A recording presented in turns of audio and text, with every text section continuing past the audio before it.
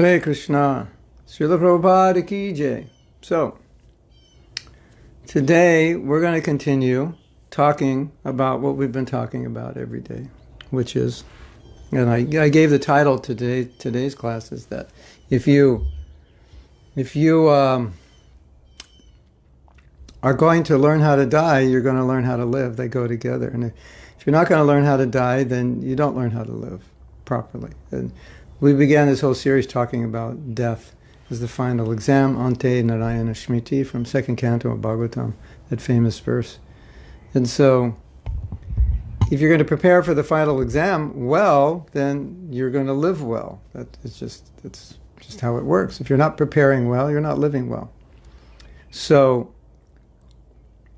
that's just the reality. Now, today, Krishna Kanta Gopalini, Devi Dasi, has written a song.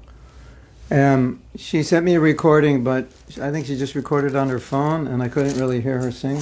So I'm not going to sing it. We're going to, at the end of the class, I'm not going to really rap it, but I'll talk it with some music. So stay tuned to the end. Don't leave, because at the end you're going to get her song, which is based on our classes. And today we're going to continue reading some quotes from Srila Prabhupada. Just, again, elaborating on this theme. So I've moved my camera over because I have a big screen here, and I can actually read what I want to read on the screen. Let's going to see how that works. Maybe I can move this over a little bit. But the problem is I'm in front of Prabhupada's picture. Okay, if I go here, I have to go like that to read. Anyway, we're going to see how this works. Okay? So, Kamaniya, we're going to just continue reading from that document. And a devotee, I forget who it was, had sent me something from the Vedanta Sutra about dying. I haven't had a chance to read it, and we'll bring that up in another class. Oh, also yesterday. If you haven't been attending our classes on balance, I think you all attend, but something very simple that I've been saying, but I want to say it. It's so simple you probably didn't pay attention to it.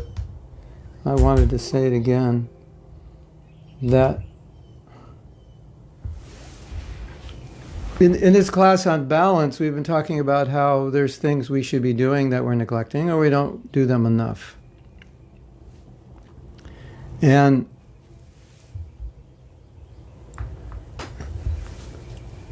what works for me, and I think will work for you, it's kind of a foolproof system. When you look at your life and you think, well, I'm not doing certain things I should be doing, or I'm not doing enough of them, or I don't do them every day and I should do them every day. The simplest thing, and I know this sounds so simple that you probably think it's too simple, but what I have found to work, and this can work for Shannon, you're getting your 16 rounds done or whatever your quota is. This can work for reading. This can work for doing those things you procrastinate doing. And I know this is going to sound simple, but this actually works magic. Just set a time that this is the time I do it. Yesterday I was, after class I take breakfast, and then I chant some more rounds, and then I come in, and then I usually check my WhatsApp messages, and then I start to do the things I have to do that day. And yesterday I said there was something that I hadn't been doing that I should do, and so yesterday I said, all right, why don't I, the first thing of every day, is do one thing that I've been procrastinating on doing, just like before I do anything. Like I sat down to do something and I wanted to check on something, which was something I wanted to do. And I thought, well, let me check on something I don't want to do, something that, you have to go to like 4 websites, call 3 people, get all the wrong information, go find a purchase order that you can't find, all this, like take a half an hour to do one simple thing that we just put off for the next day. So I said, well, let me do that first. And I thought, this is a really good idea. That every day, before you do, not before sadhana, but before you actually start doing the practical things of your day, you pick one thing that you have been procrastinating on doing and just do that. And I'm sure there's not that many things in our lives that we're procrastinating on doing that we wouldn't get done within a week or two if we just, the first thing we just did that. Okay, I have to finish this thing. I'm going to do this. I have to write this. I have to return this letter. I have to get this information. I have to pack this thing up and send it out. Or I have to get this fixed. So it's just, otherwise we procrastinate, and it's just, okay, this is what I do every day at this time. Before I do anything else, I do this one thing. It could be something you're procrastinating on doing, or it could just be something that you don't like doing, that you'll, somehow or other it kind of gets done, but not really. So, bottom of page 34. Could be.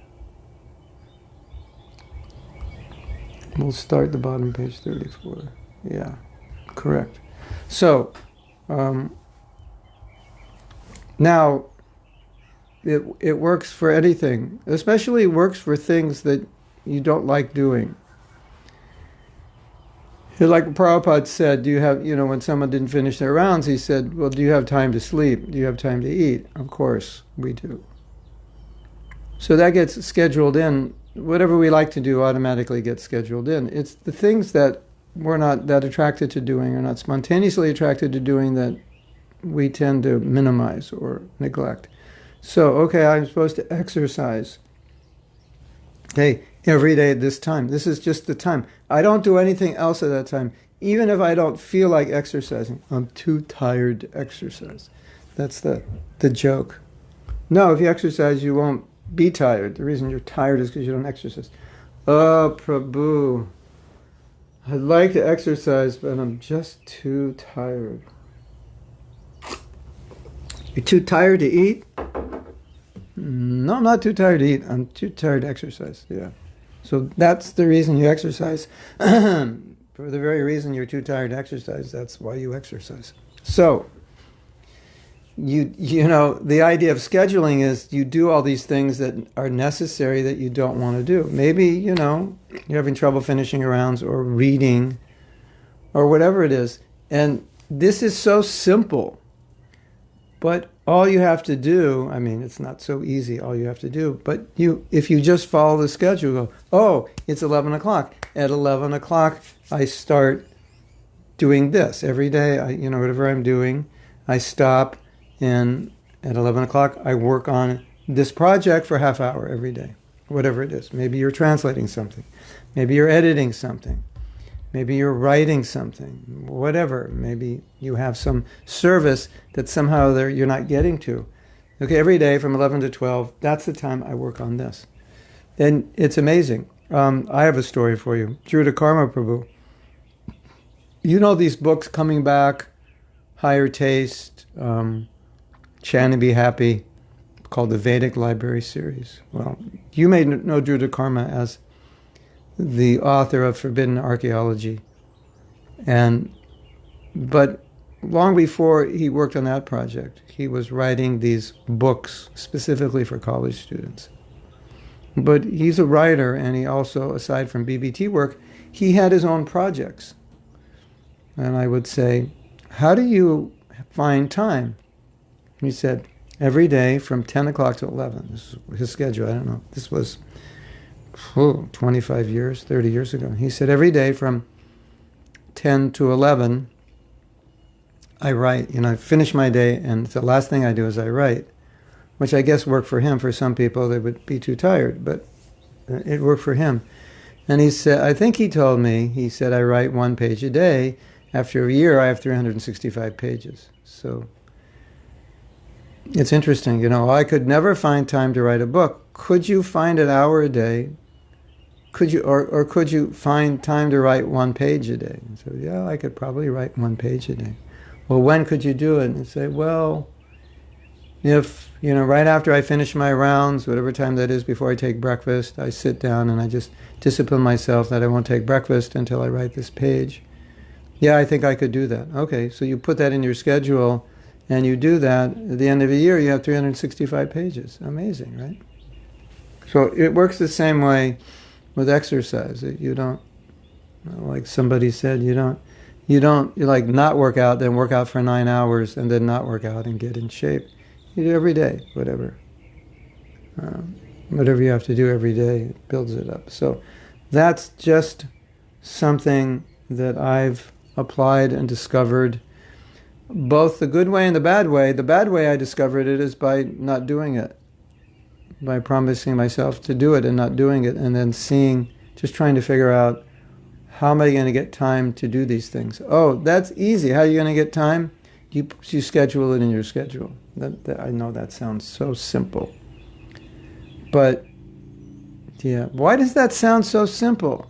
Because it is simple. That's why it sounds simple. Everything that sounds simple is simple. And that's what's so good about it. It's simple.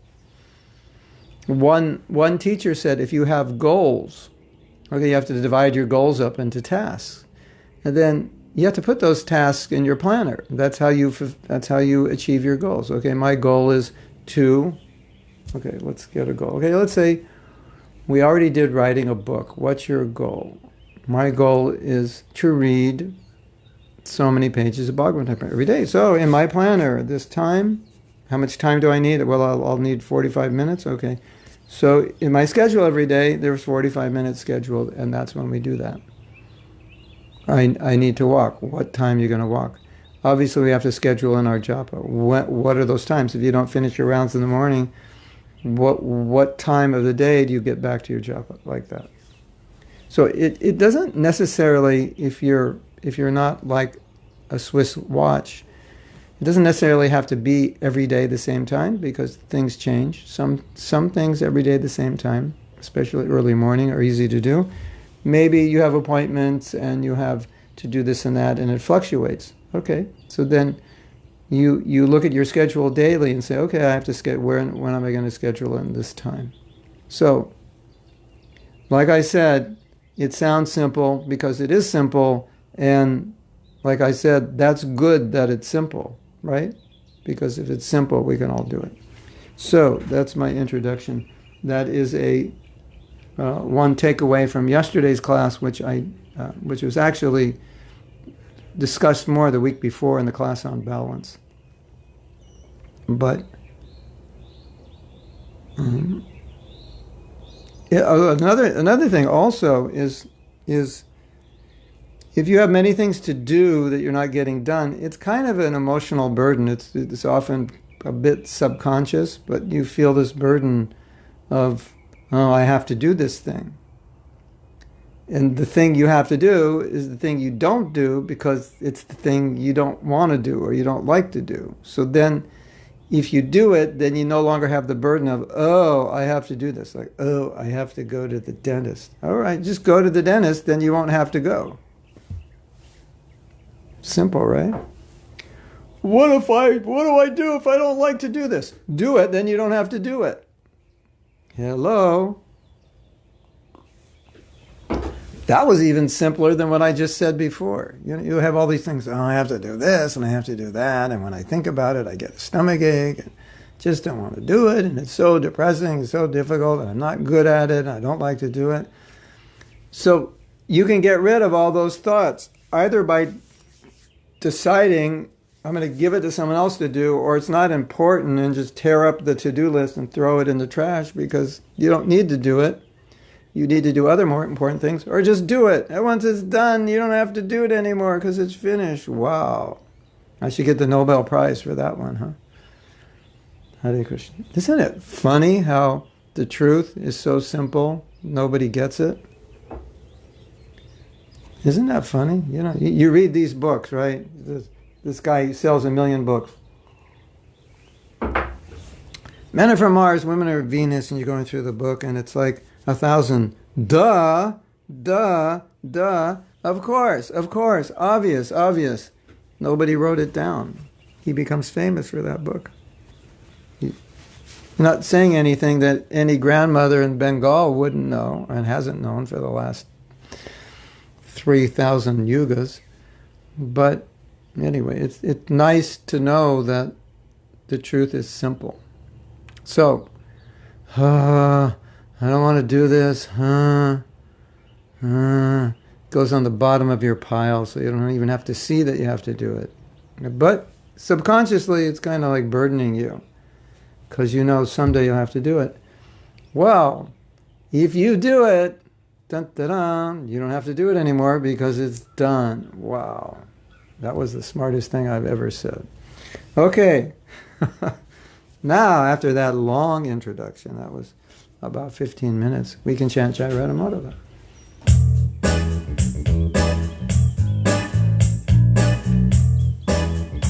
That's the song at the end of the class. That's not for Jai Radhamadhava. Hare Krishna.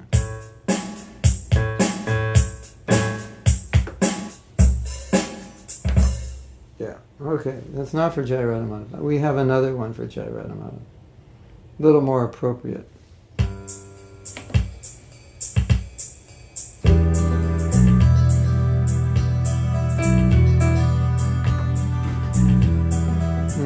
Radha Madhava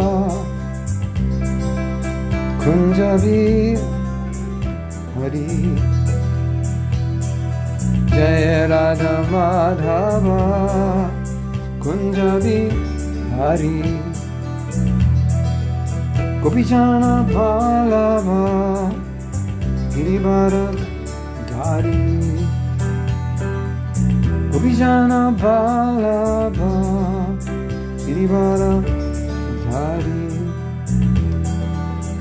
Shodhanandana Bhajajana Ranjana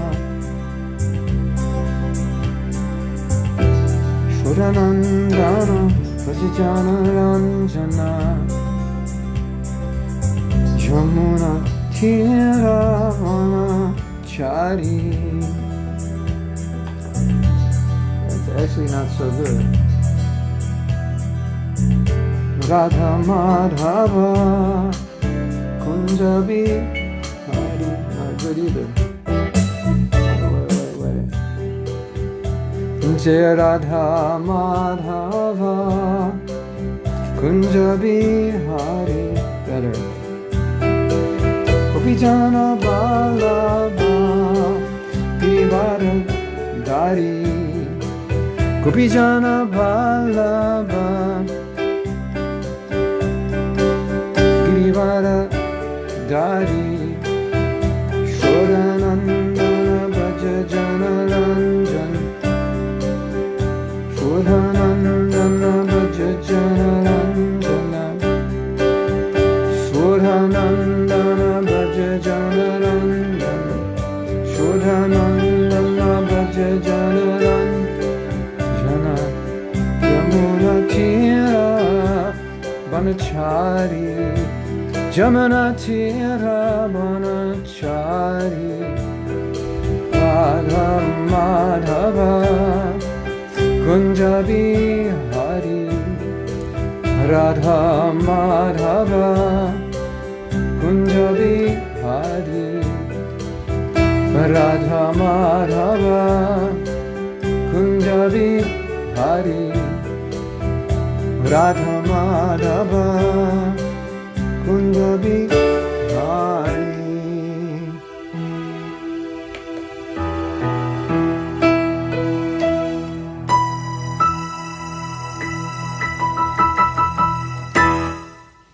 Sisi Radha Madhava Ki Jai. Grantaraj Srimad Bhagavatam Ki Jai. Go Premanande. Hare Hare. Okay, so we ended, well, part of the ending of yesterday's class was I was saying we should take the word surrender and actually use the actual word which is used in Shastra, which is Sharanam, which Prabhupada translated as surrender, but Sharanam also means shelter, take shelter, which is a nicer word. And if I say, surrender to me, you're like, what does that mean? And if I say, take shelter of me, then you're like, oh, what are you giving me? What do I get? What are the benefits? But surrender is like, I don't know. It sounds like I'm becoming your slave, right? You're becoming my slave. Surrender to me. Surrender is kind of like a do or die situation, surrender or else. Taking shelter, take shelter of me. Oh, I have a nice house. You have a beautiful room. I'll provide you so many things. So shelter, the connotation of shelter is provisions and being sheltered from misery and so forth. So one of the symptoms of surrender that we have spoken about is that you have full faith Krishna will protect you. Another symptom is you have full faith Krishna will maintain you. That's what it means to take shelter, or one of the meanings of taking shelter. So we had talked about this idea. So I think this is very, very important. And when anytime you have, as we say, get antsy, or just like the word surrender somehow or other doesn't resonate with you, it makes you feel awkward because it makes you feel like you're going to be exploited, or you're going to have no shelter. You're going to have no independence. Then think of the word sharanam. I have a disciple, her name is Sharanam. Sharanam Braja, just surrender, just take shelter. Okay, so here's Prabhupada paraphrasing that verse. We read this yesterday, I'm going to read it again, and I'm reading it off the screen, just because I have a screen, and I know how to read. So put two and two together, I can read off a screen. I mean, I have a monitor. It's a larger monitor, which is way over there, as opposed to my computer that was over here. Because this is also healthier, because I'm not so close to the magnetic frequencies. So this is Prabhupada's paraphrase of 1866. You know 1866, Sarva Dharmam Prityaja Mamekam Saranam Braja. Sarva Dharmam Purita, Sarva Dharmam Puritaja, Taja. No. Sarva Dharmam Puritaja, Mamekam Sharanam Braja, Amtam Sarva Papebhyo Mokishami Masuchaha. That you will find, that melody you will find on a CD called Songs for Krishna's Kids. And we do some various mantras like that. Sarvadharma Paritaja Mamekam Sharanam Vraja Aham Tam Sarva Papebhyo Mokishami Masuchaha.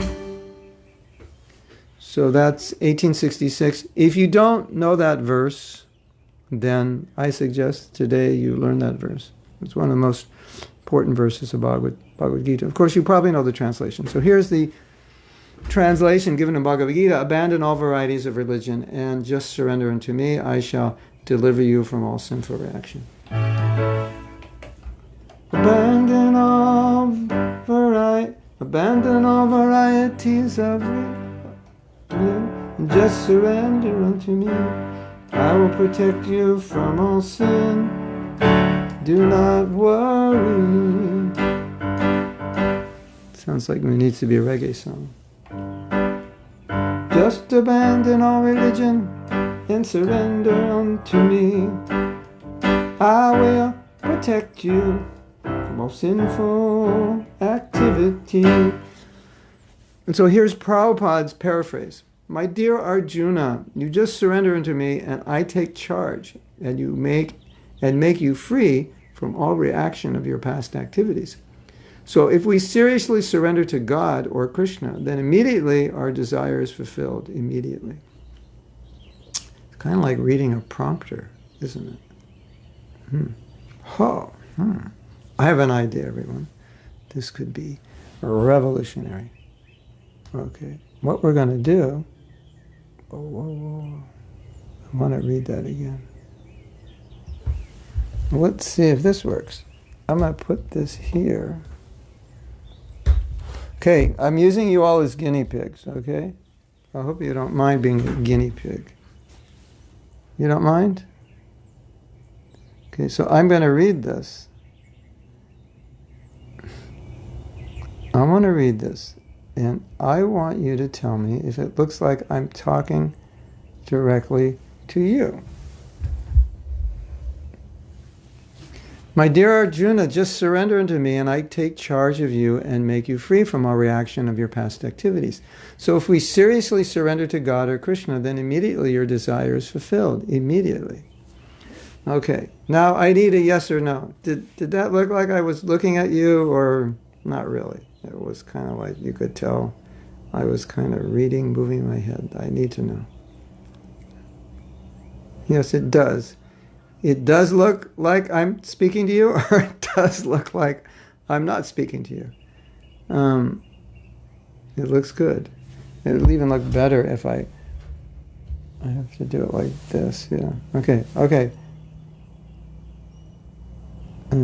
It looks good. Okay. I'm going to read some more. Then everyone who's going to see this video is going to think, wow. It's amazing. He's got an amazing memory. He knows all of Prabhupada's quotes. Okay, I'm in a different position now.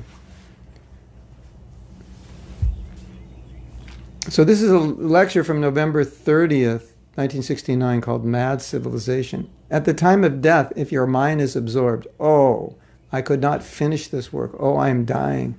I had to do this. I had to do that. That means Krishna will give you another chance for doing that. You have to accept. You have to accept. He will give you time. All right, you cannot do it. Now you do it. You get this body. All right, there it is, everyone, in plain vanilla. Closer is better, like when I'm like this. Okay, looks good. It looks like I've got my prompter. That's interesting. Very interesting.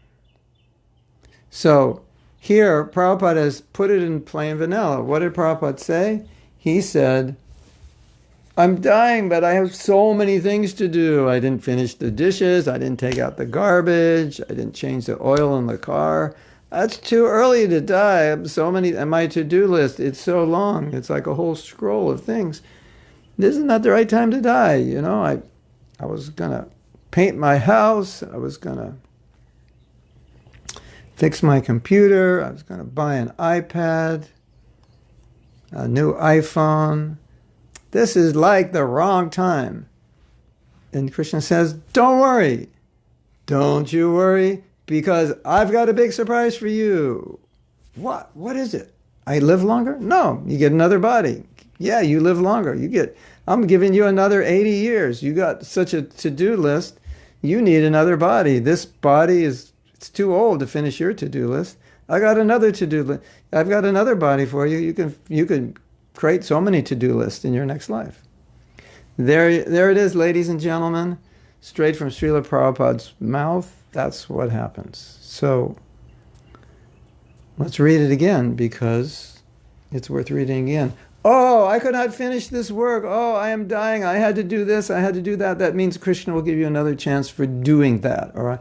Krishna will give you another chance to do this and that. Oh, I had to do this, I had to do that, I'm dying, there's no time, I need more time. Okay, no problem, I got you covered. Another body. Get a body to do this and that. And you see it also in these people who are incredibly talented. You can understand they were doing this and that in their last life. They're so into it, and they start doing this or that in the next life. And they're really good at it because they were really good at it in their last life, and they have really good karma. And, Krishna says, okay, you want to do that? Great, It's up to you. Whatever you want, I'll just facilitate it. And there you go. You get the body that does the this and that you couldn't finish, or the this, not only that you couldn't finish, but the this and that you want to get better at. But I'm not good enough. I want to be better at this. No problem. We got you covered. Another body. Congratulations.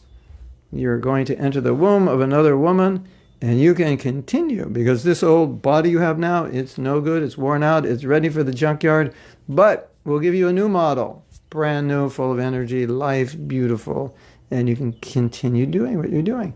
In fact, you can stay here forever until the annihilation, and you go back in the body of Mahavishnu to continue doing what you're doing. Pretty simple, right? Krishna will give you another chance for doing that. You have to accept. You have to accept. He will give you time. All right, you cannot do it. Now you do it. You get this body. Okay. And we're going to continue reading. Oh, it looks good. You like it? Yeah, this would be so funny, wouldn't it? You put up a lecture like this, and you give a lecture, and you're just reading it, and you read it like you're just talking. I mean, people actually do that. I do better just talking. So, Prabhupada says, therefore, Bhagavat says, Nunam pramate kurute bikarma, yet indriya pritai aprinoti. When a person considers, this is from Bhagavatam 5, this is teachings of Rishabdev, 554. When a person considers sense gratification the aim of life, he certainly becomes mad after materialistic living and engages in all kinds of sinful activity. He does not know that due to his past misdeeds, he has already received a body, which, although temporary, is the cause of misery. Isn't that interesting? I want another body, and I don't know, well, how did I get this body? Because I did all kinds of bad things in my last life. I got this body. And now I want another one. Okay, ladies and gentlemen, let's meditate on this. I mean, like, how great is your body? I mean, you really like it? I mean, could be better, right? Maybe you're too fat, maybe you're too thin, maybe you're not smart enough, maybe your toe hurts, maybe your muscles are sagging. Yeah, the body is like, could be better. No question. And you want another one of those things that isn't quite good enough for you? Does it make sense? But to speak about the mind, how's your mind doing today? It's okay. Do you like a better mind, better thoughts? Do you like to be more peaceful, more transcendental? Of course. Why would you want another body that doesn't offer you that? It doesn't make sense. So, I don't want to give up this body. Yeah. Well, unfortunately, we don't have a choice.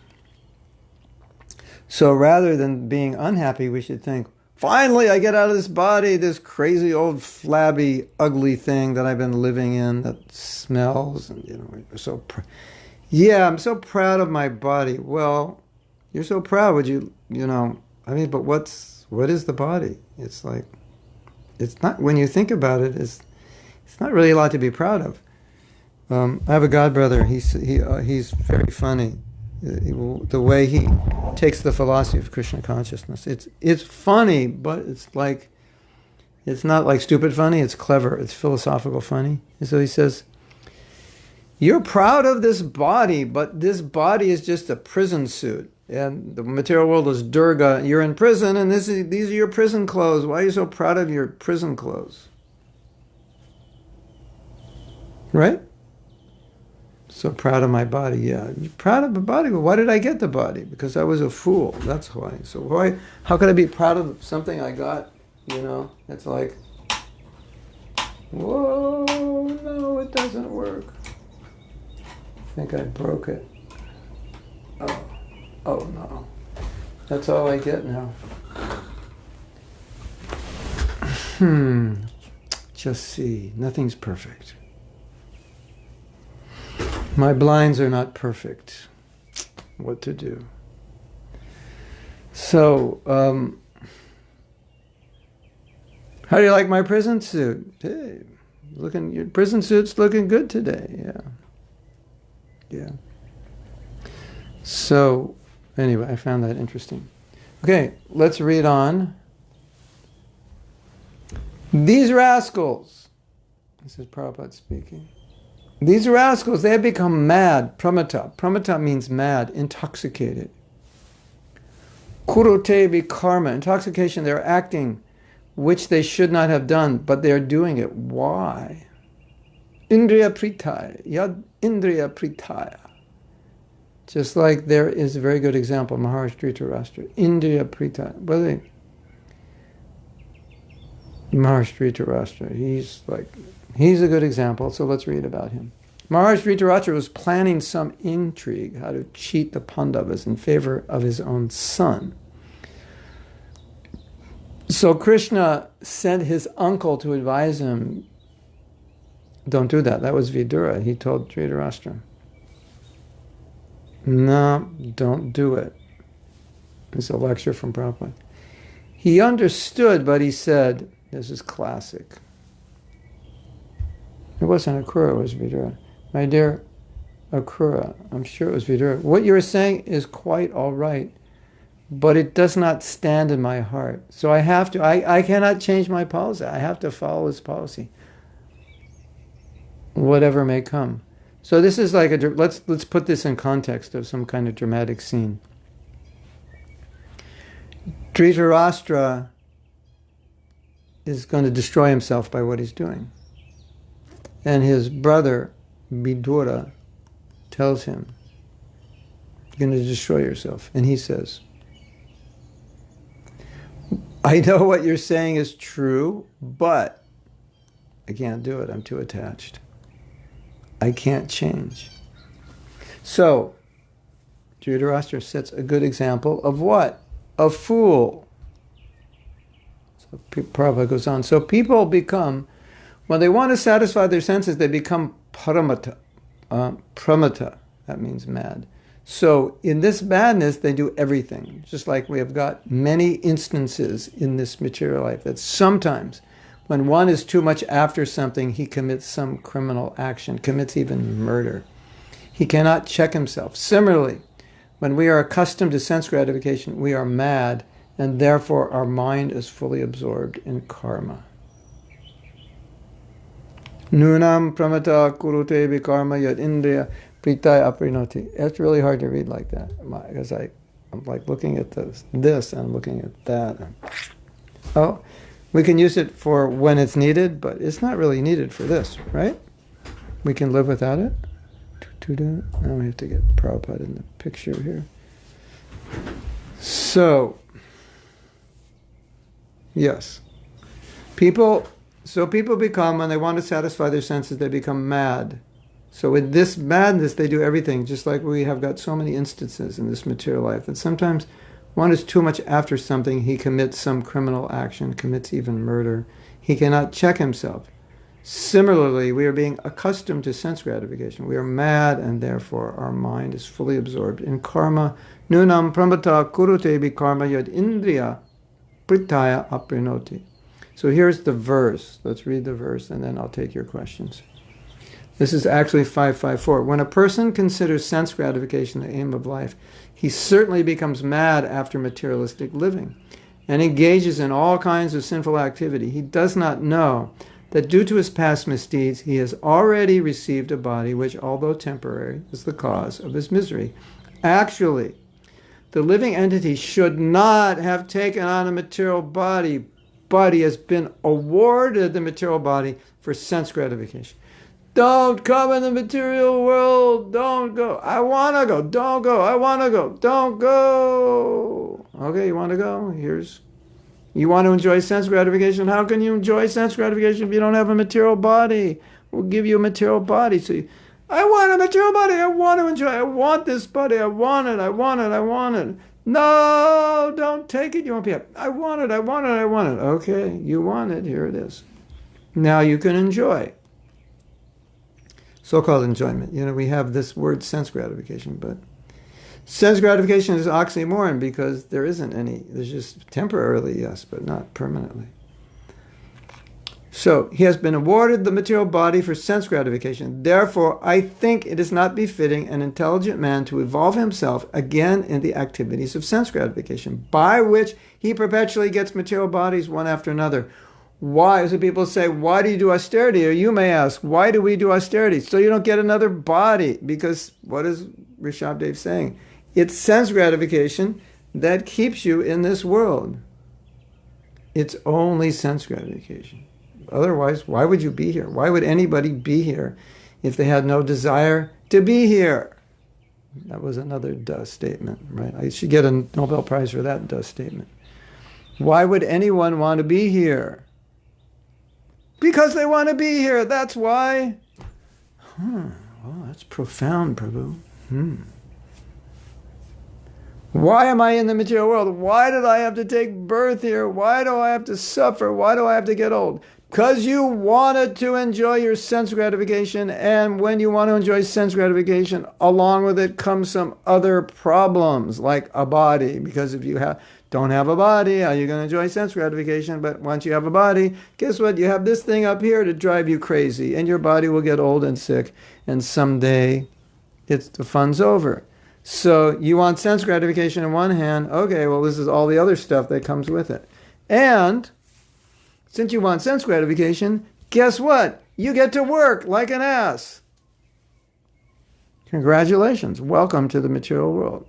You want, for that one little, and what is that enjoyment? It's sex, basically, and everything evolves around that. So you want to enjoy sex.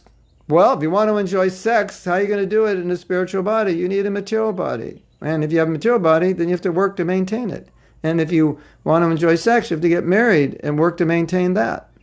So, it's a high price to pay, don't you think? That's what Rishabhadev's telling his sons. He's telling his sons, look it's better you do austerity, right? You should do austerity, because then you'll purify yourself and you won't have to take a body. Why should I do austerity? I don't like austerity. I like sense gratification. Great, you like sense gratification. You'll get another body. It's that simple. Hate to say it's that simple, but it is. Why did I come to this world? To enjoy sense gratification. Why did I get a body? To enjoy sense gratification.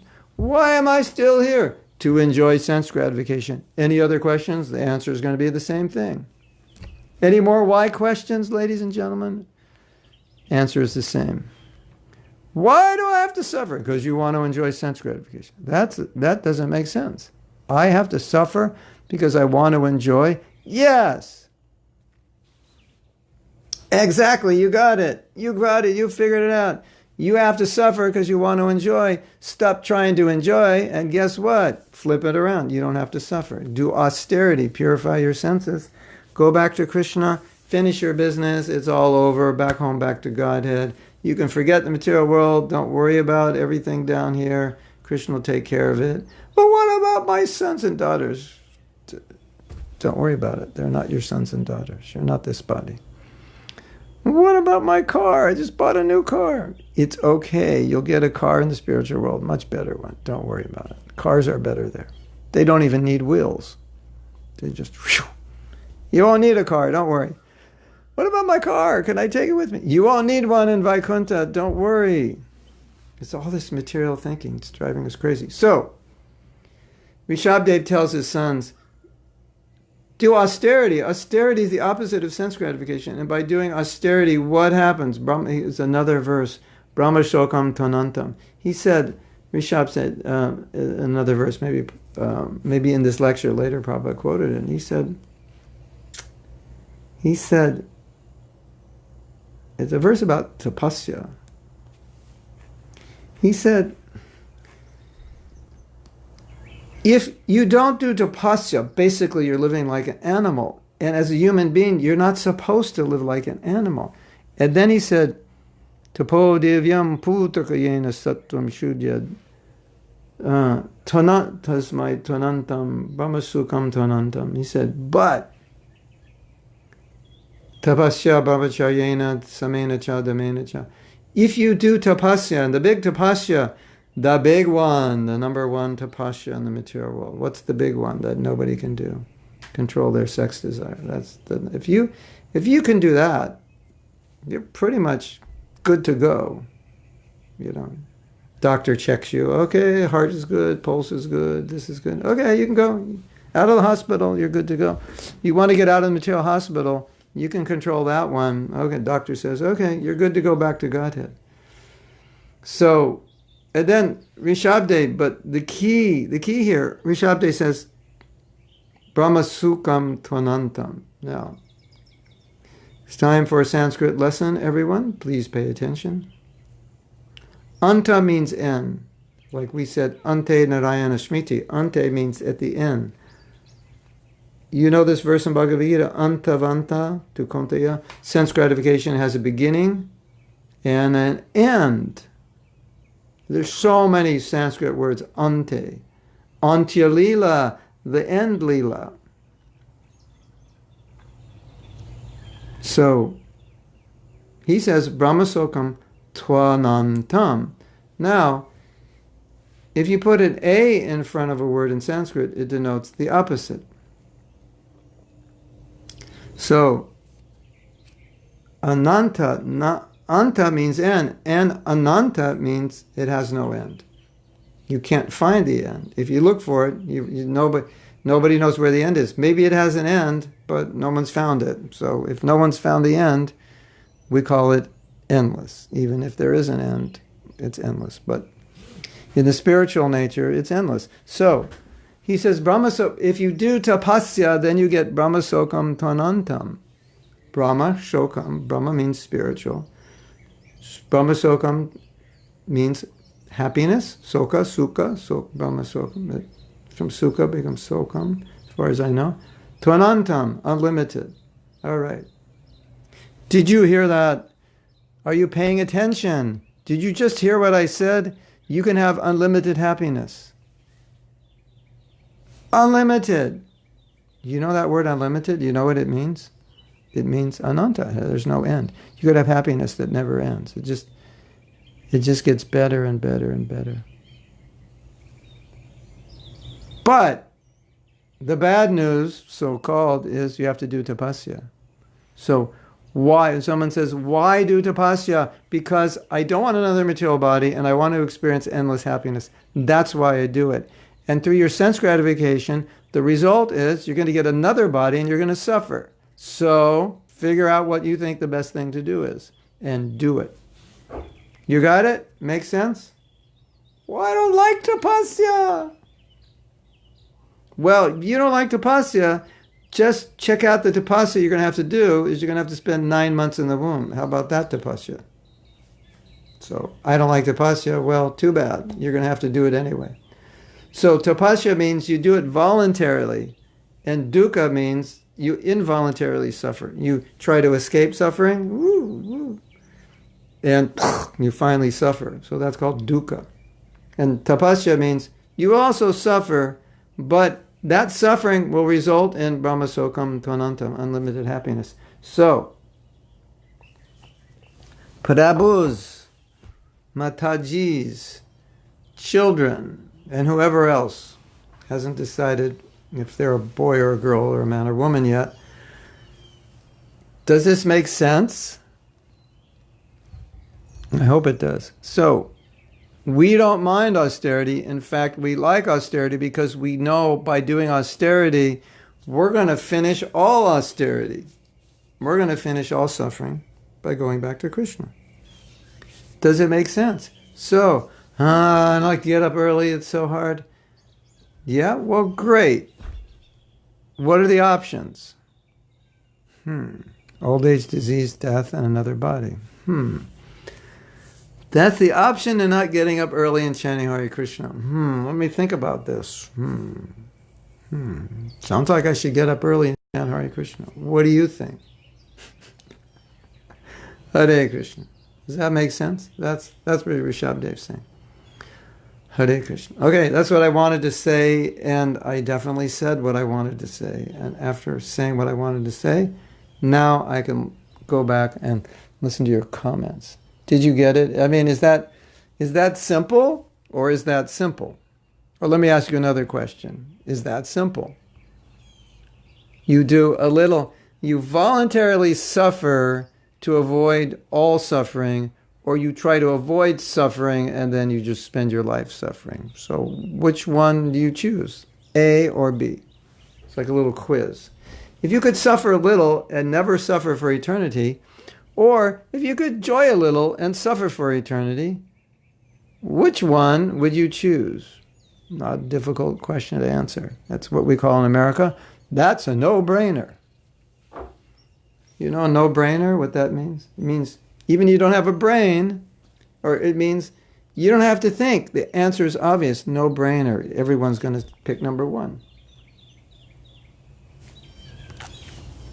It's like you go to the travel agent and they go, we got this beautiful place. It's amazing.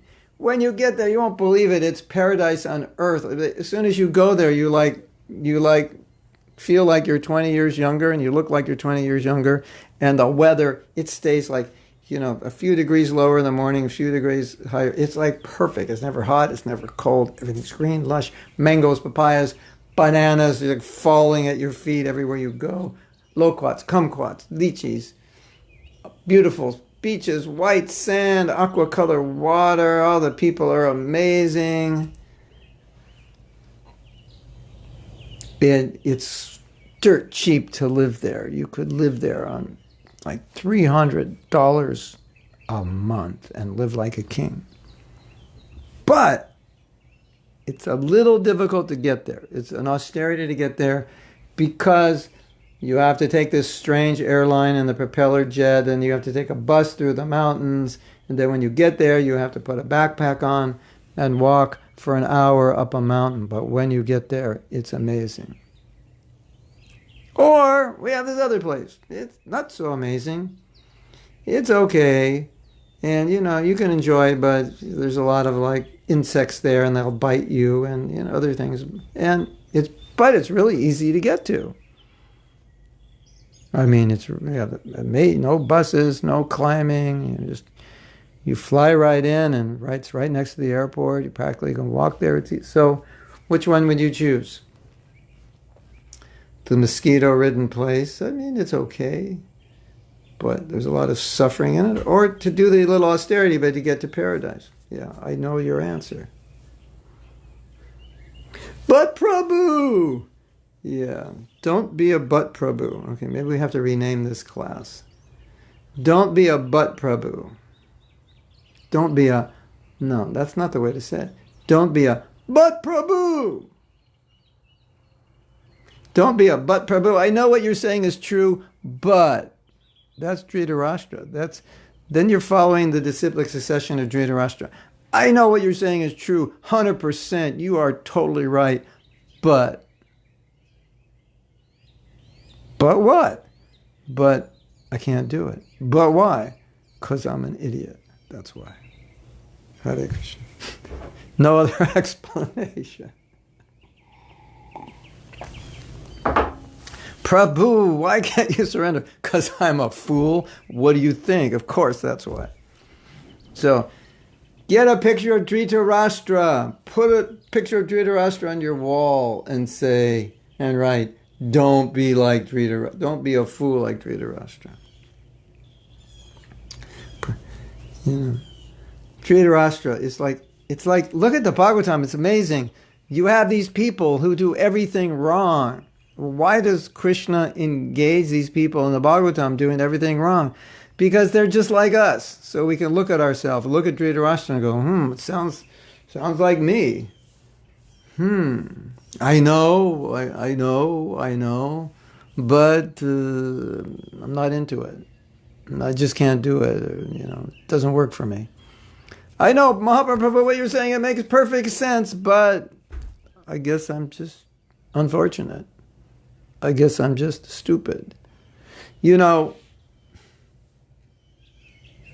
may be true. That's for you to say, not me. But what I can say is if you went to Prabhupada and he said, why didn't you do this? And you said, I guess because I'm stupid. Prabhupada would say, then when are you going to stop being stupid? Basically, that's what he would say. And basically, that's what we should all say. Right? Okay, after class, go in front of the mirror and look in the mirror and say, when are you going to stop being stupid? How about today? How about right now? So, Dhritarashtra, the Bhagavatam, if you actually look at the characters in the Bhagavatam who aren't Krishna conscious, they all personify some really common, stupid thing that we all do. And so we can identify with him. We shouldn't just like, oh, that's Dhritarashtra, what a fool, materialistic, blind, I got nothing to do with him. No, we have everything to do with Dhritarashtra. We're just like him. Right? Yes? Is it correct? This is how they do it in India. Correct?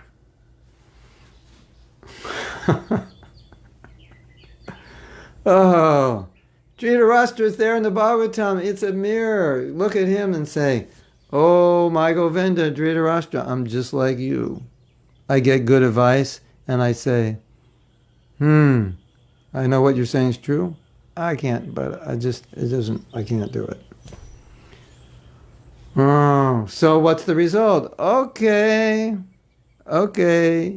you're on the list. You get, I can't do it. Okay, your name's on the list. What list? The list to suffer. We just transferred your name from the list to Brahma Shokam Tonantam, unlimited spiritual bliss, to the list of, we took your name off that list, and now you're on the list of suffering. What do I suffer? Old age, birth, disease, and death. That's it. You could do a skit with this class, couldn't you? Dhritarashtra reincarnates, and you have all these devotees. They're getting counseled, and they're saying, if you do this and that, it's not smart, and this and that's going to happen, and they're all saying, yeah. What did Prabhupada say here? Let's go back, because he was speaking for Dhritarashtra. What did he say? Going back. He replied, my dear Akura, it was Vidura. Maybe they heard it wrong. Whatever you're saying is quite all right. In other words, he's saying, whatever you're saying, it's true. But it does not stand in my heart. Yes, Prabhu, I know what you're saying is right, but it's just like, there's no place in my heart. It doesn't stand in my heart. It gets in my heart and it falls over. It's just like it doesn't catch anything in me. Okay, that's unfortunate, right? So I cannot change my policy. I have to follow this policy, and whatever may come, may come. I know if I do this, I suffer, but I just can't help myself. I have to do it. Like, how stupid is that? Have you ever done that before? Like, you did something and you knew, this is not going to work. This is not going to please my guru. This is not really going to work in the long run. But I have to do it. Oh my God. I'll pray for you, Prabhu. So, yes. Okay. Now, I'm going to see if you have any comments.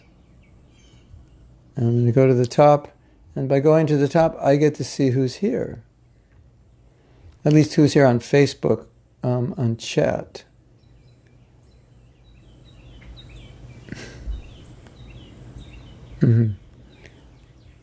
Anna is here, just now coming. Michael, Gabriela, Radha Priya, Elviha, Krishna Jivane, Krishna Kanta, Manjari, Sangita, Kamania, Paula Vanderwall from Amsterdam, from Holland. Gopal Ananda Kirti Madhva, Barbara Veda Wolf, Shacharupa. I have this greed to do everything and I end up doing nothing. Okay, now you know the solution. Schedule it in. What a simple solution, Come to my seminar and pay me $10,000. I'll transform your life. And I go there and say, whatever you're not doing every day, you're procrastinating. Do it the first thing of the day. And whatever else you want to do, schedule it in. Seminar's over. Pay me my $10,000. That will change your life. That's what happens. Is you go to these some seminars like this, and you pay enormous amounts of money, and they tell you things like this. And then you understand it's Kali Yuga. You have to pay $10,000 to get advice that your grandmother could have given you when you were like 3 years old. Hare Krishna. So now, Mhm. No, with my words, I'm trying to make you laugh your way back to Godhead. Today, it's called laugh your way into austerity. Normally, it's laugh your way back to Godhead. Now, you can laugh your way into austerity. Right? So after this class, you're all going to be like doing severe tapasya. You're not going to eat anything today. You're going to chant like 3,000 rounds, and walk on nails. It's going to be amazing what you're going to do. I pretty much walk on nails every day. I walk in my yard where there's so many twigs and things that's like an acupuncture treatment out there. So John from Maine, he's really going to do tapasya. He's going to chant more than 3,000 rounds today. Hare Krishna. John from Maine loves the Bhagavatam. He discovered Prabhupada in his older days, like in his 60s.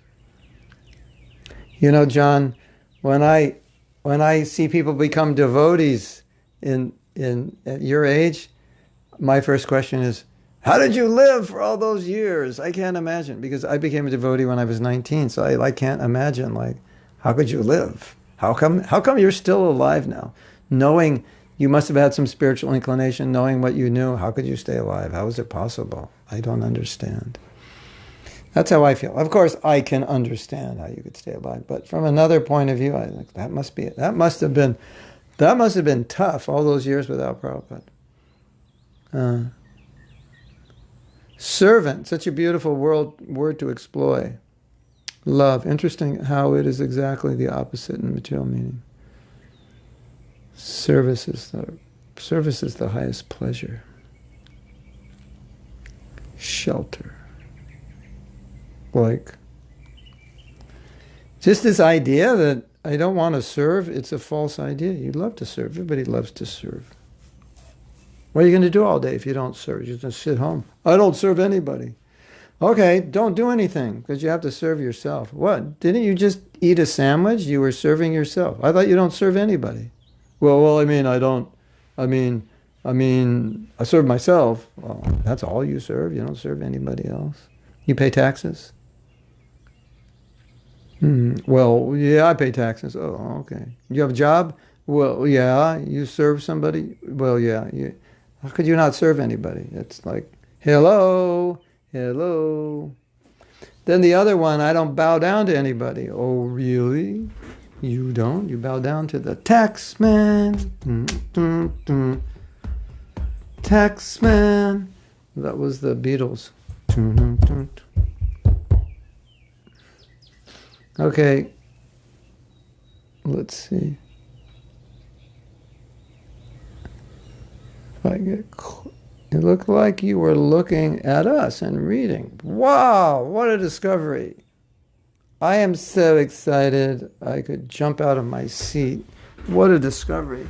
Haribo! It's good to stand up and kind of move around sometimes. Or go on your seat and do a lotus and, just move around. Sitting around all the time is not so good. Tanya says, with my luck, Krishna is going to come for me and I'm going to tell him, what? Wait, no, I'm not ready. I still haven't finished reading all the Shastra. Yeah, plenty of time. You don't have to read the Shastra in the spiritual world. You become the Shastra. Tanya, here's your mantra. Why read the Shastra when you can become the Shastra? Why read the Shastra? Why read the pastimes? Here's your mantra. Why only read the pastimes when you can enter the pastimes? I think Satya Rupa would rather enter the pastimes than read about them. That's a good t-shirt, right? Why read about the Leelas when you could enter the Leelas? Of course, someone will say, yeah, but by reading about the Leelas, you enter the Leela. But if it comes to that point, where it's either read the Lila or enter the Lila, probably you would choose enter the Lila. Or, of course, reading the Lila is entering the Lila. But, anyway, Hare Krishna. Komati Ganga Devi Rasi. If I will die now, my thoughts will be on my children who are depending on me. I will worry about them. How then can I think of Krishna at the time of death? You know that story about this man? He was going to take sannyas, and he was like, should I? What about my family? What about this? What about that? Who will take care of them? Well, Gomati, if it's your time to leave, it's your time to leave. Right?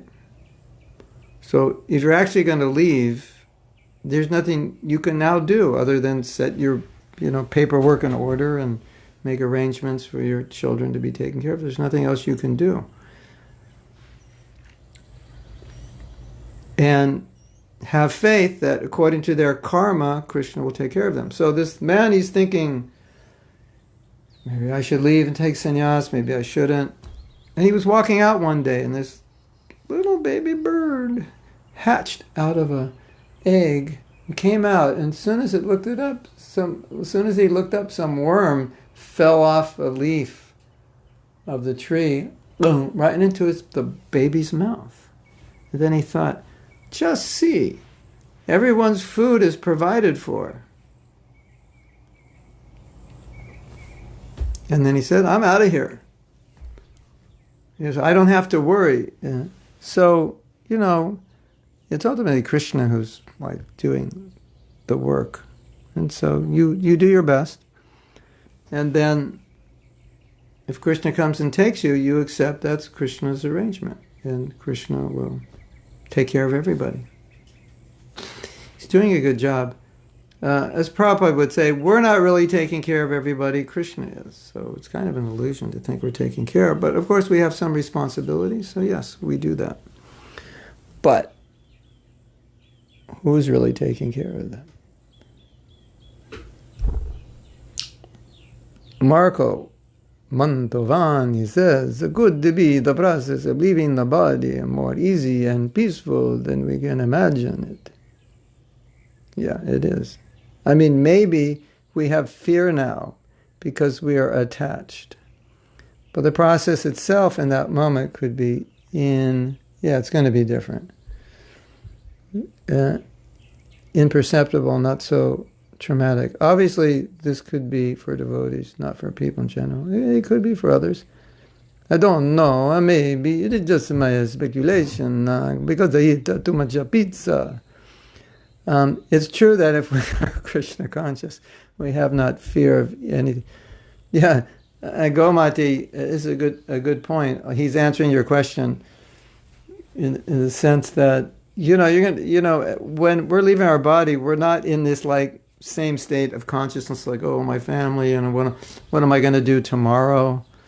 We're not in that state of consciousness. We're in a different place. So if you practice Krishna consciousness your whole life, and then there's warning that you're leaving your body, you're probably going to be able to detach. Krishna will give you intelligence. Now, the thing is, if Krishna just says, okay, now we're going, just knock, knock, who's here? Krishna's at the door.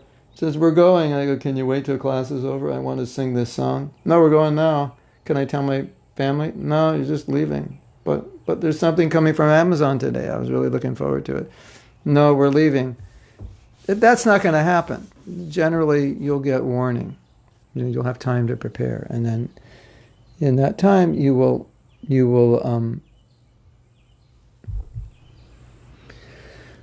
change. Practical question. You mentioned the slow degree method. You also said that to finish sacrifices, we have to practice austerities, like waking up early. I'm wondering, is it helpful using slow degree method? Okay, I get up every morning at 9 o'clock, so I'm so inspired by today's class. Tomorrow morning, I'm getting up at 8:59. Hare Krishna, everyone. Give me a big hand for that. So what Krishna Karshani is referring to is the slow degree method. Means you make incremental changes. Well,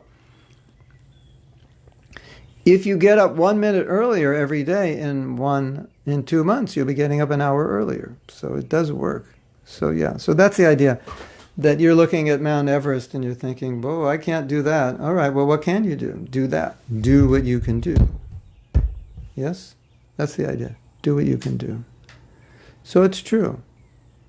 But, the point is there something I could do a little better? I mean, it's another Nobel Prize duh statement. Is there something in the self-development world, this is like all the time, it's taught like this. And it's such a powerful question. You can apply it to your japa, anything. How could I do it better? This is a simple question. So this idea of slow degrees, it's in the Bhagavatam. You make the Brahma Samhita, you make progress by slow degrees. It's like, is there any way I could do it better? What's better? So better than waking up at 9 o'clock is waking up at 8:59.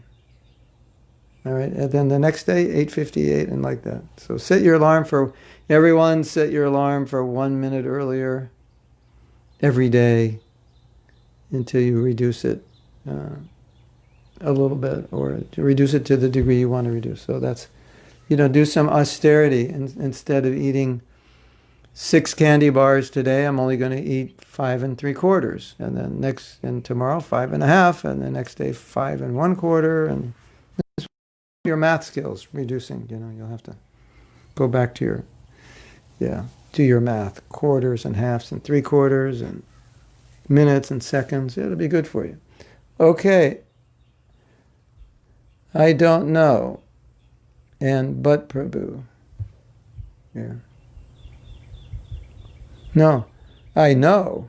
Not I don't know, I know. I tell you something, Jessica, and you say, I know you're right, but... No, I know you're right, but Prabhu! And then after BUT Prabhu, I know you're right, but Prabhu! Here comes your excuse.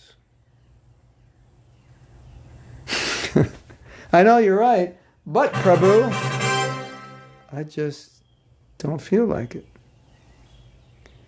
I know you're right, but Prabhu, we have to be real. I know you're right, but Prabhu, nobody can do that. Wow, that would make a great video, wouldn't it? BUT Prabhu. I'm going to write that down. I think I'll make a daily video. Call it BUT Prabhu.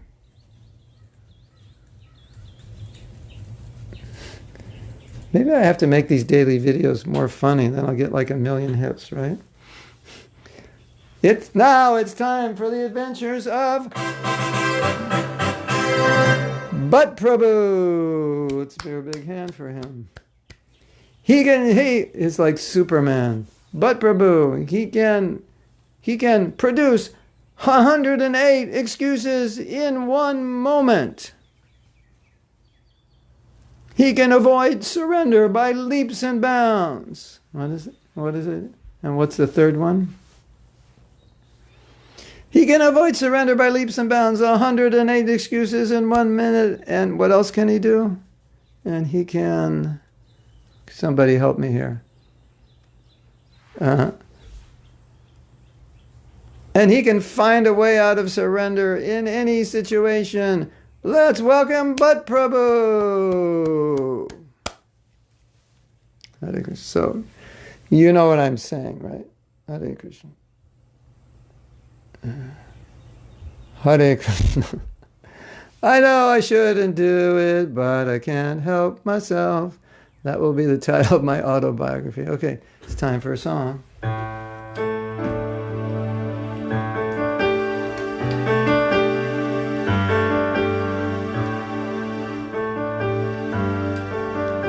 know I shouldn't do it,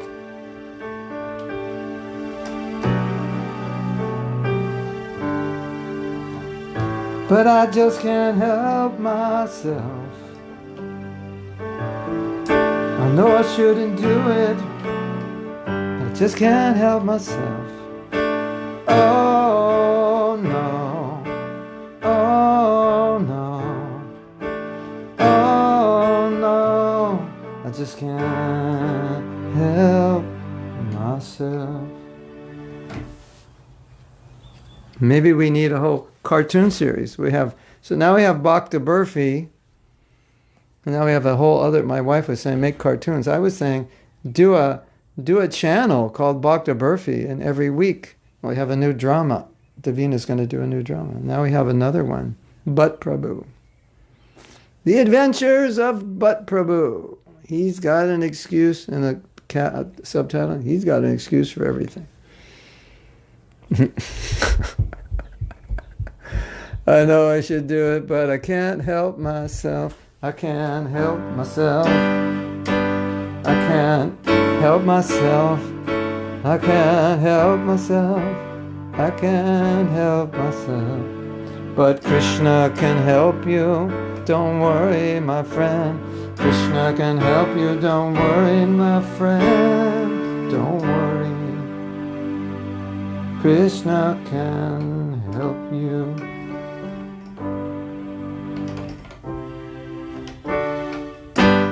All right, you can't help yourself, but we know who can. Right? Krishna can help you.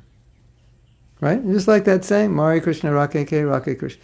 Mari if Krishna protects you, no one can kill you. Then you try to protect yourself, then you're dead. Literally. So that's the idea. Hare Krishna. Chatterjee sounds Bengali. I'm Bengali. Hare Krishna. Joy Chaitanya Mahaprabhu Gauranga Nityananda Sankirtan Harinam Sankirtan Ki Jai Gau Premanande. I lived without Krishna consciousness all these years. Yeah, Vijay Lakshmi is also became a devotee when she was older. How did I live without Krishna for all these years? Why don't you write a song, Vijay? That'd be good. All these years just turned into tears. How did I live with Krishna all these years? I don't know, I don't know, I don't know. Just pain and suffering, illusion and ignorance. Maharaj, when Krishna says in the 9th chapter of Bhagavad Gita, Susukam kartam avyam, this process is joyful. My question is, how do we experience spiritual joy? Spiritual joy.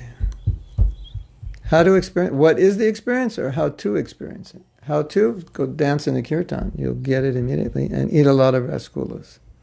You'll get spiritual joy. Actually, one of the best ways is to associate with advanced devotees because they're ecstatic and it'll rub off on you. But dancing in the ecstatic kirtan, eating ecstatic prasadam, being with ecstatic devotees, reading Bhagavatam, yeah, it's all joyful. But we had the class the other day about the neem leaves in your mouth. You do all these things, but you still have neem leaves in your mouth. Then you're actually tasting the neem, you're not tasting the nectar. Because the neem overrides the nectar. So that's why sometimes we don't experience spiritual joy, even though we do those things, because we're holding on to something. Hold on, I can't let it go. Suffering in this material world, material life, I ask God, is there an answer? Why? Yeah. That's why we suffer. So if you ask, then you've reached the culmination of your suffering. This is what I call having a good karma, knowing Krishna in a young age, yeah. It just took me 44 years to meet the devotees. Oh, it's just interesting for me because I became a devotee when I was young, and I think if I didn't become a devotee at that age, I was so, it's like the ripe fruit, you know, and if I was going to fall from the tree and rot. I was ready. But the thing is, you can't become a devotee until you're ready. And so, you know, everybody's timing is different. So you needed 45 years and John needed 60 odd years. And then, you know, everything was ripe. It wouldn't have happened before, perhaps.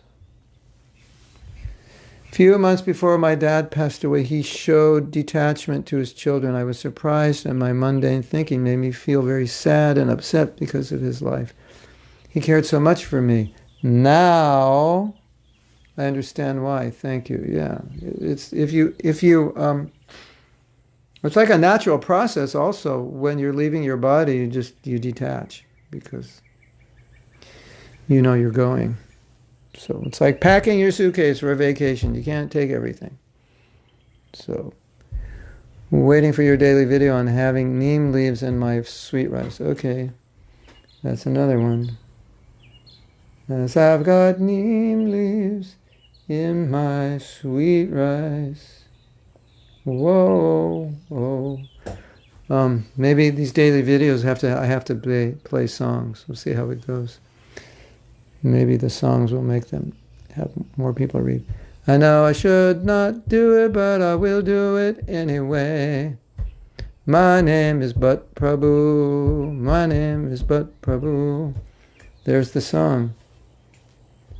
I know I should not do it. That'll be the theme song, right? But I'm going to, no, but it's future tense, but I'm going to do it anyway.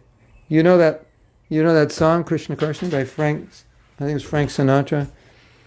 And one of the lines was, I'll do it my way.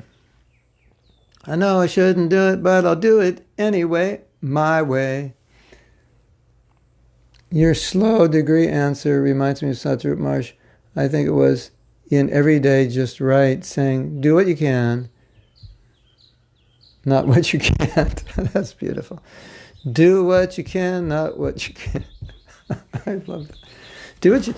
Don't do what you can't, do what you can. That's another Nobel Prize winner, right? Like, that's another, what we call granny wisdom, you know. I think, wouldn't it be a great book? Is just like one of you just travel throughout India or travel throughout the world and find like, go into every town, every big city. So I want to find the oldest women in the city. And you find like the oldest women and say, tell me, give me some wisdom. And they'll tell you all these things. And you write a book. It'll be like a fantastic book. Maybe we'll call it Granny Wisdom, right?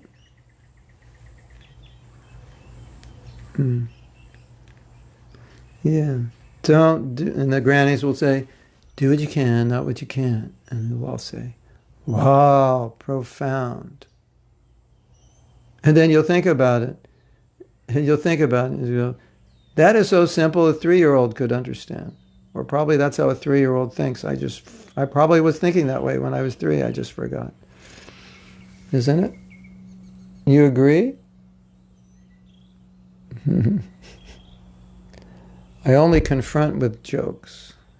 So I don't want to put you in anxiety. Kamalaksha Radhika says, what helped me a lot is a bullet journal, basically a daily list of things to do. Started this 3 months ago, and my job is better. I read more. I listen. Yeah. So you're just writing down what you have to do, and how to improve. That's also the other point. How to do it better. And I'm not doing things how I can make progress. Perfect. Simple and perfect. But Prabhu, that's the only thing I'm good at, making excuses. Prabhu, what are you good at? Mataji, what are you good at? I'm really good at one thing only. Really, what is it? Making excuses. I'm expert. I've got so much practice. I perfected it. I've got like 60 years of practice of making excuses. I'm really good at it now. Probably won't find anyone better than me. It's not that it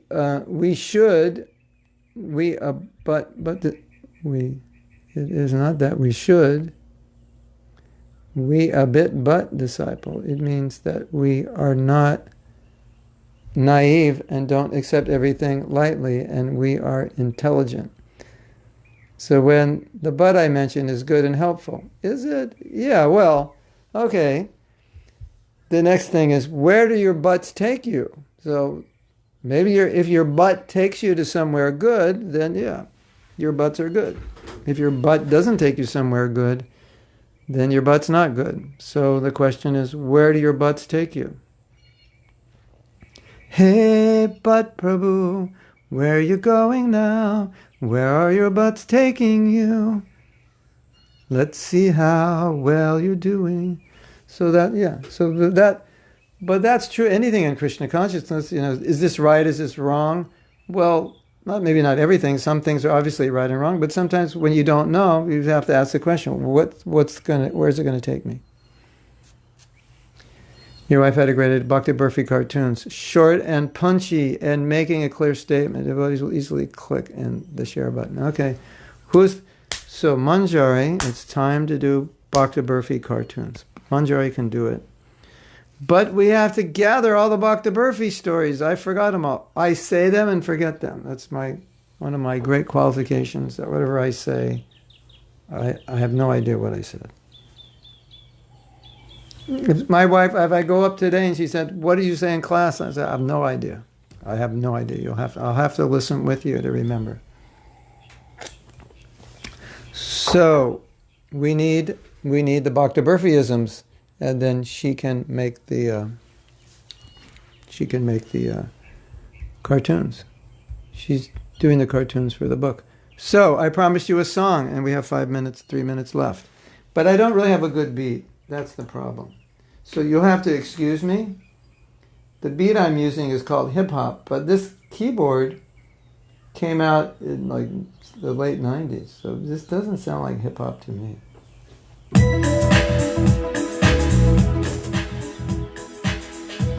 That's not hip hop, is it?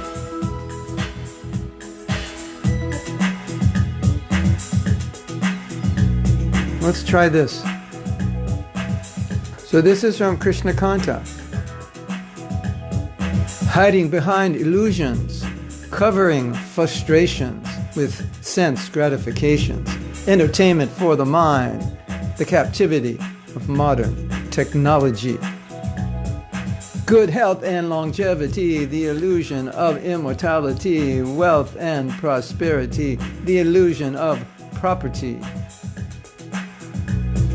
To think yourself to be divine with no rules to follow. Hunting and drinking wine, the cause of all sorrow. Birth, death, old age, and disease, and come back for more miseries. Yeah, birth, old age, death, disease, and come back for more miseries. Rap, I don't even know if this is rap, but rap it didn't even exist when I was young, so I'm not really good at it. Krishna spoke to kill our propensity for lust, anger, and greed, pride, attachment, and envy. It's all there too ready for those who want to find. But Krishna is so kind, if you want, you can remain blind. But Krishna is so kind, if you want, you can remain blind. You are free to choose, there is only one thing to lose. The journey back and a life of eternal happiness and bliss. You are free to choose, only one thing to lose. The journey back and a life, eternal happiness and bliss. Yeah. Okay, we'll go back to the first line. Hiding behind illusions, covering frustrations, with sense gratifications, entertainment for the mind, the captivity of modern technology.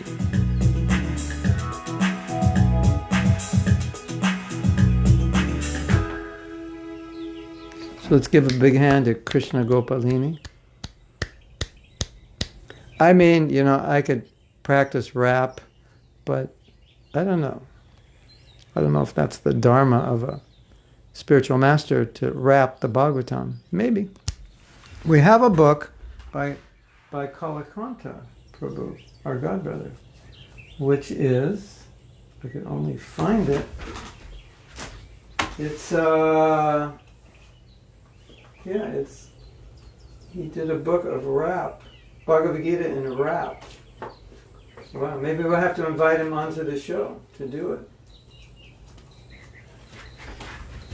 What do you think, Parker? Maybe we invite Krishna Kanta to do a little, Kalakanta Prabhu to do a little rap for us. Okay, so we're going to end here. And tomorrow, all kinds of amazing things are happening, none of which I can remember.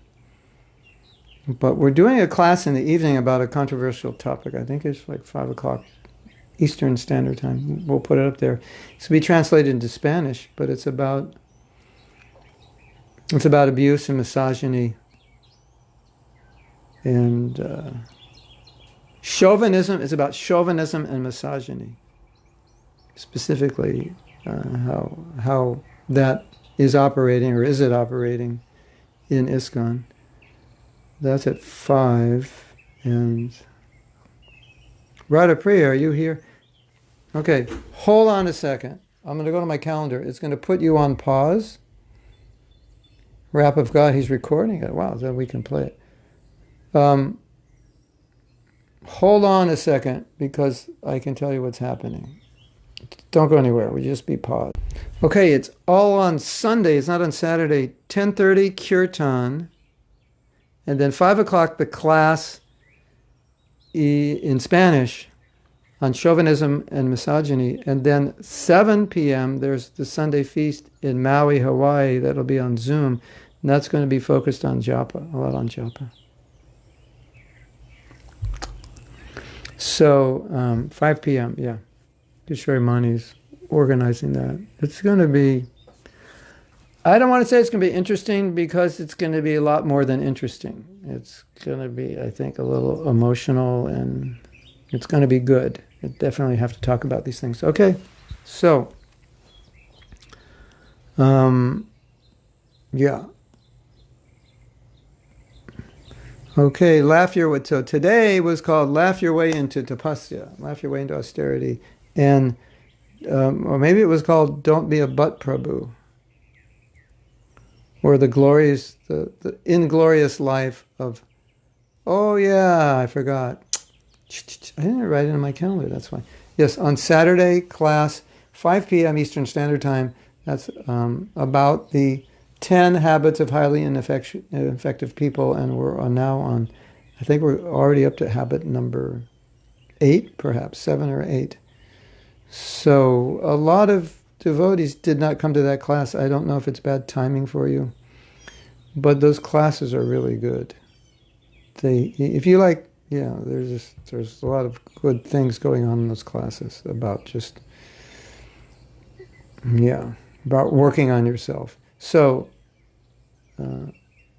we have to advertise that a little more, I think. Okay, thank you for coming. We had fun today. And now you know that tapasya is really worth performing, right? Yes. Okay. Boom, boom, boom, boom, boom. Boom, boom, boom, boom. Paula, you're not, I thought you were another Paula.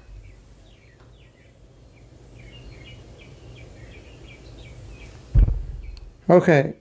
You don't know where someone lives by reading their name, because we have marinas in Russia, and marina is a totally Spanish name. It means ocean. And I just told the Russian devotees yesterday, you know what your name means? It's a Spanish name. They have no idea. Yeah, it's Marina, you know.